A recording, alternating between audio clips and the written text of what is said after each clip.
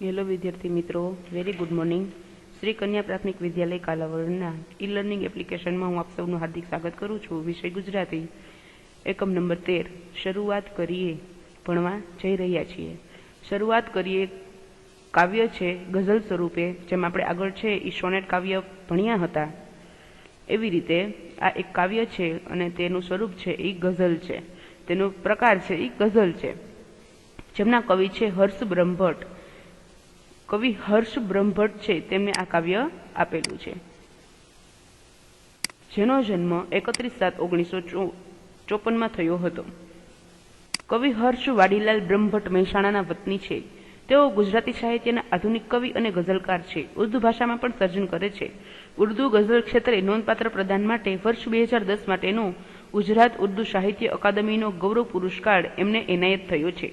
તો કવિ હર્ષ ભટ્ટ છે, તેમનું પૂરું નામ છે કવિ હર્ષ વાડીલાલ બ્રહ્મભટ્ટ, જે મહેસાણાના વતની છે. તેમણે ગુજરાતી સાહિત્યમાં એને આધુનિક કવિ અને ગઝલકાર તરીકે ઓળખવામાં આવે છે. તેમજ તેને ઉર્દુ ભાષાની અંદર પણ ઘણી બધી ગઝલો અને કવિતાઓની રચના કરી છે.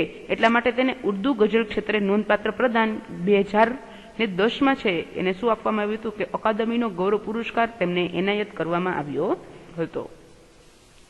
મૌનની મહેફિલ, અહીંયા તમે જોઈ શકો છો. મૌનની મહેફિલ કાવ્ય સંગ્રહ માટે ગુજરાતી સાહિત્ય પરિષદના દિલીપ મહેતા પારિતોષિક જીવનનો રિયાઝ, શ્રેષ્ઠ ગઝલ સંગ્રહ માટે ગઝલ સભા વડોદરાનું પારિતોષિક તેમજ ગુજરાતી ગઝલમાં વિશિષ્ટ પ્રદાન માટે INT મુંબઈ દ્વારા શહીદા એવોર્ડથી સન્માનિત થયા છે. તેમણે સંપાદન ક્ષેત્રે પણ યશસ્વી પ્રદાન કરેલ છે. તો મૌનની મહેફિલ એ તેમનો કાવ્ય સંગ્રહ છે, તેમજ ગુજરાતી સાહિત્ય પરિષદના દિલીપ મહેતા છે જેને પારિતોષિક જીવનનો રિયાઝ એવો એક ગઝલ સંગ્રહ એને રચેલું છે. તો તેના માટે શું થયું તો કે વડોદરામાં પારિતોષિક તેમજ ગુજરાતી ગઝલના વિશિષ્ટ પ્રદાન માટે INT મુંબઈ દ્વારા શહીદા નામ છે એવોર્ડનું, કે શહીદા એવોર્ડથી તેમને સન્માનિત કરવામાં આવ્યા હતા અને તેમને સંપાદન ક્ષેત્રે પણ યશસ્વી પ્રદાન કરેલ છે. હવે જોઈએ કે આપણને આ કાવ્ય શું કહેવા માંગે છે. તો કે પ્રસ્તુત ગઝલ કવિના ગઝલ સંગ્રહમાં જીવનનો રિયાઝમાંથી લેવામાં આવી છે. તેમાં દુઃખોથી હારવાને બદલે દુઃખોનો સામનો કરવાની વાત કરી છે. બહારની સુંદરતાની સાથે આંતરિક સૌંદર્ય પણ ખીલવાનું એટલું જ જરૂરી છે. આપણને જે મળ્યું છે તેને અનુકૂળ થઈ ઘર, નગર અને જગતને મહેકતું કરવાનું છે, તેમજ આવતીકાલને ઉજ્જવળ બનાવવાની છે અને શરૂઆત કરવાનું કવિ કહે છે.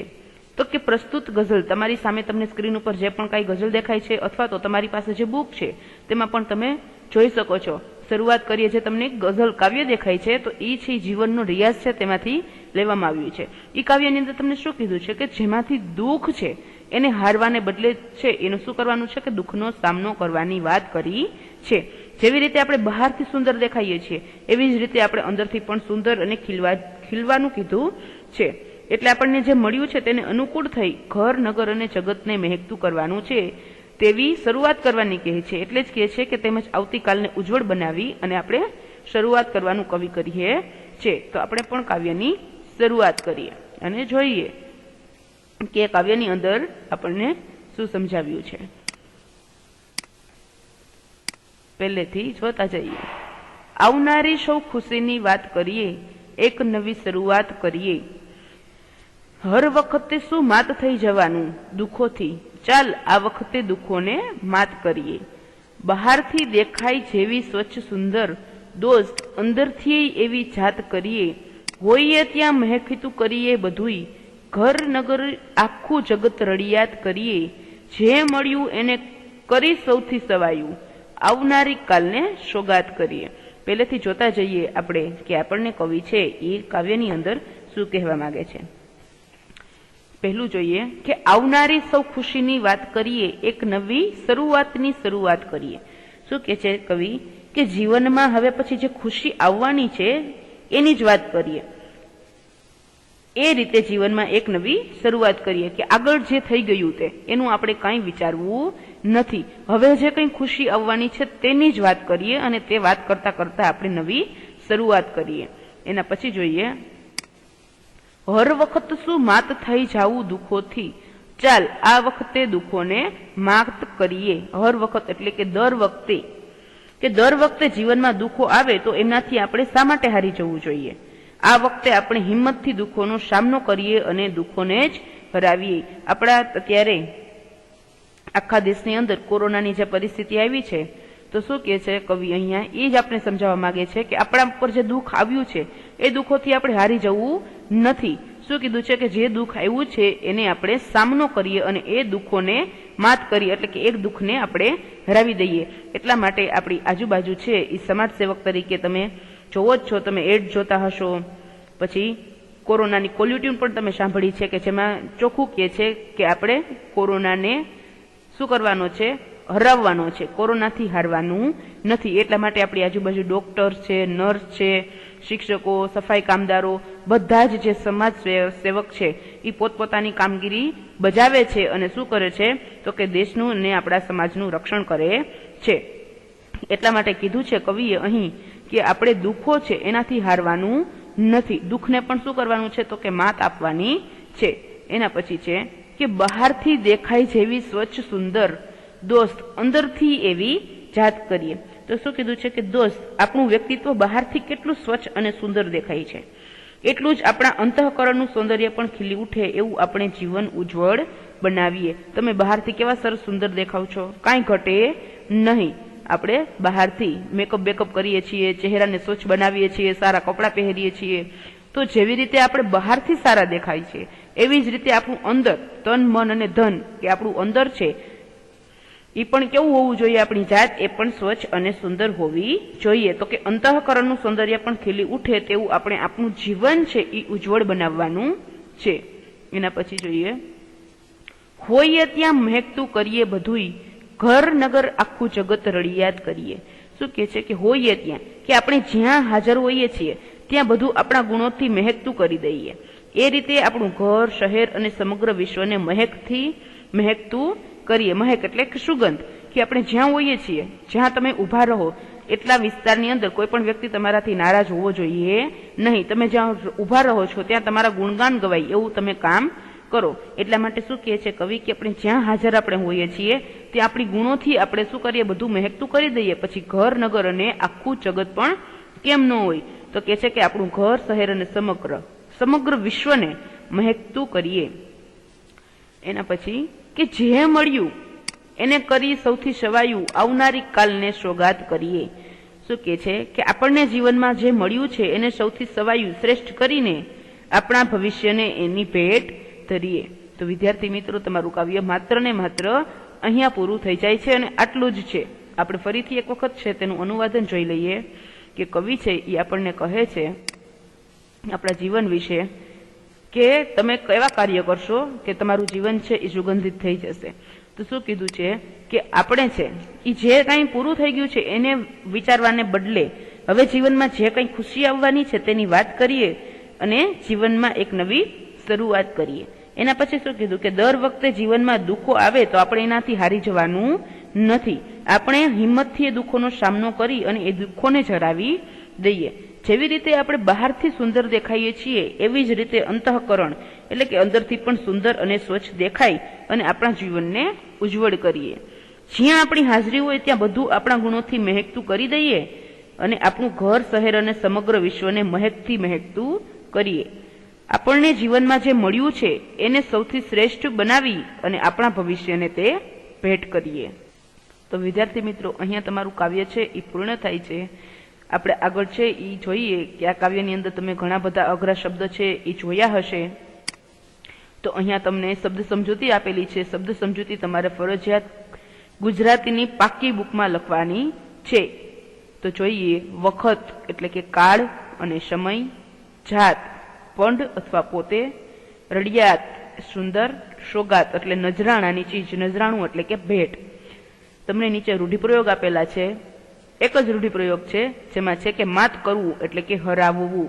આનો અર્થ તમને આપેલો છે. વાક્ય તમારી જાતે બનાવવાનું છે. તમે આગળ છે પેલું સેમેસ્ટર જોઈ ગયા છો એટલે તમને ખબર જ હશે કે હવે તમારે વાક્ય છે કેવી રીતે બનાવવાનું છે અને તમારે બધું જ હોમવર્ક છે એ ગુજરાતીની પાકી બુકની અંદર કરવાનું છે. એની પછી તમને આપેલી છે ભાષા સૂચતા. જોઈએ કે ગઝલ વાસ્તવમાં તો એક ફારસી કાવ્ય પ્રકાર છે. એનો અર્થ પ્રિયતમા સાથે ગુફ્તેગુ એવો થાય છે. ગઝલ અરબી, ઉર્દુ જેમ આપણી માતૃભાષા ગુજરાતીમાં પણ લખાય છે. ગઝલમાં બે પંક્તિઓનો એક શેર બને છે. એવા કેટલાક શેર મળીને આખી કૃતિ રચાય છે. સાથે સાથે ગઝલનો દરેક શેર એક સ્વતંત્ર કાવ્ય પંક્તિ છે. ગઝલની વિશેષતા એના રદીફ અને કાફિયા છે. રદીફ અને કાફિયા યાને અનુપ્રાસ ગઝલમાં માત્રામેળ છંદમાં લખાય છે. તો વિદ્યાર્થી મિત્રો, અહીંયા તમને ભાષા સજ્જતાની અંદર ગઝલ શું છે તેના વિશે કીધું છે. તો કે ગઝલ છે એનો સાહિત્ય પ્રકાર ફારસી છે. ફારસી સાહિત્યનો કાવ્ય પ્રકાર છે. ગઝલ એટલે પ્રિયતમાની સાથે પ્રેમલાપ કરવો. ગુફ્તેગુ એટલે પ્રેમલાપ કરવો. ગુજરાતી સાહિત્યમાં પણ અનેક કવિઓએ ગઝલો લખી છે. ગઝલ એ લોકપ્રિય કાવ્ય પ્રકાર છે. ગઝલમાં અનેક શેર હોય છે અને દરેક શેરમાં 2 પંક્તિઓ હોય છે. ગઝલ એક માત્રામેળ છંદ છે જે તમારે ધોરણ 11 ની અંદર ભણવામાં આવશે. ગઝલમાં અનુપ્રાસનું મહત્વ છે. તેમાં રદીફ અને કાફિયા એમ 2 પ્રકારના પ્રાસ હોય છે. જો તમે કોઈ ગુજરાતી મૂવી જોવો અથવા તો હિન્દી પિક્ચર જોતા હોય તો તેની અંદર આપણે છે એ ગઝલ છે એ ઘણી વખત આવે છે.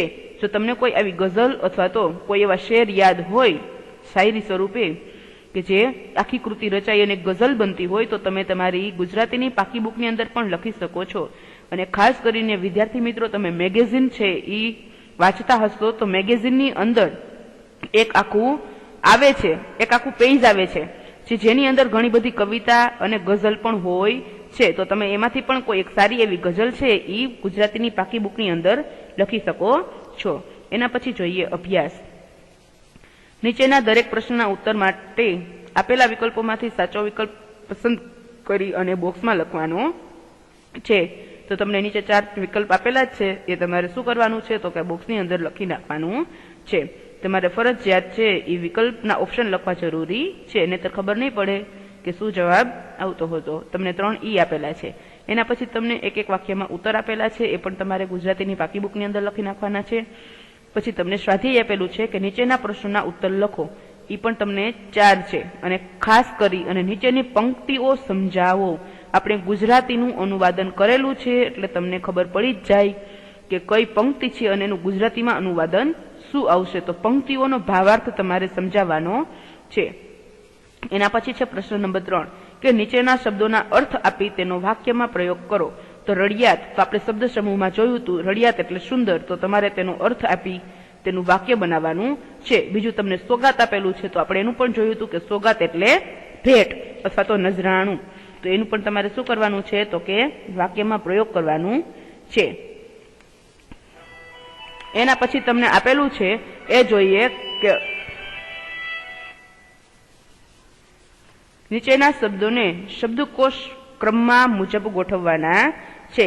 શબ્દકોશ ક્રમમાં તમે પહેલેથી જ છે એ ગોઠવતા આવો છો, જેના માટે તમને ખબર છે કે તમને કક્કો આવડવો જરૂરી છે અને તમને બધાને ગુજરાતી ભણો છો એટલા માટે તમને કક્કો તો આવડે જ છે.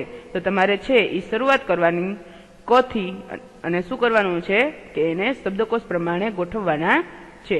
એના પછી જોઈએ પ્રશ્ન નંબર 5 કે કાવ્યમાં આવતા વાત શરૂઆત જેવા પ્રાસવાળા શબ્દોની યાદી બનાવવાની છે. જે વાત શરૂઆત એવા પ્રાસવાળા શબ્દો આવે છે તેની તમારે શું કરવાની છે કે તમારી બુકની અંદર યાદી બનાવવાની છે. એના પછી તમને આપેલું છે એ જોઈએ. એવી રીતે તમને એક ખાસ કરીને પ્રાસવાળા શબ્દો આપેલા છે જેમાં માત, જાત, રડિયાત, સોગાત એ બધા શબ્દ આવશે. એ તમે તમારી ગુજરાતીની પાકી બુકની અંદર વ્યવસ્થિત રીતે લખી રાખજો. એના પછી છે કે નીચે એક પંક્તિ આપી છે તેને આધારે બીજી નવી પંક્તિઓની રચના કરવાની છે. એક પંક્તિ તમને આપેલી છે રોજ સવારે ફરવા જઈએ. એવી રીતે તમારે શું કરવાનું છે કે પંક્તિ બનાવવાની છે કે રોજ ઈશ્વરને પ્રાર્થના કરીએ, રોજ નિયમિત લેસન કરીએ, રોજ કસરત કરીએ. એવી રીતે તમારે એક પંક્તિ આપેલી છે એની ઉપરથી તમારે બીજી એને બંધ બેસતી પંક્તિ બનાવવાની છે. કારણ કે ગઝલમાં પણ જેવી રીતે શેર છે એ બનાવે છે શાયરી, અને એ શાયરીને એકબીજાની સાથે રચી અને શું બને છે આખી ગઝલ બને છે. એ પછી છે પ્રવૃત્તિ કે ગુજરાતી ગઝલકારોના નામની યાદી બનાવો. તો કે ગુજરાતી સાહિત્યમાં જેટલા પણ ગઝલ કલાકારો છે જેને ગઝલો લખી છે, આપણા ગુજરાતી સાહિત્યને ભેટ કરી છે, તેના નામ તમારે યાદી બનાવવાની છે. તમે ઇન્ટરનેટ ઉપરથી શોધી શકો છો. આ ગઝલનો મુખપાઠ કરો, એટલે કે આ ગઝલને તમે મોઢેથી પાકી કરો. મુખપાઠ એટલે કે મૌખિક રીતે પાકી કરો અને તેને ગાવાની શરૂઆત કરો. એ તમને આવડી જાય પછી તમે તમારા ગ્રુપ સર્કલમાં અથવા તો દોસ્તો સાથે હળી મળી અને આ કાવ્યને ગઝલને ગાઈ શકો છો. અહીંયા તમારું આ આખો ગઝલ છે એ પૂર્ણ થાય છે. હવે આપણે મળશું આના પછીના લેક્ચરમાં. ત્યાં સુધી હસજો, ભણજો અને વધુ ને વધુ અભ્યાસ કરજો. ઘરે રહેજો, સુરક્ષિત રહેજો.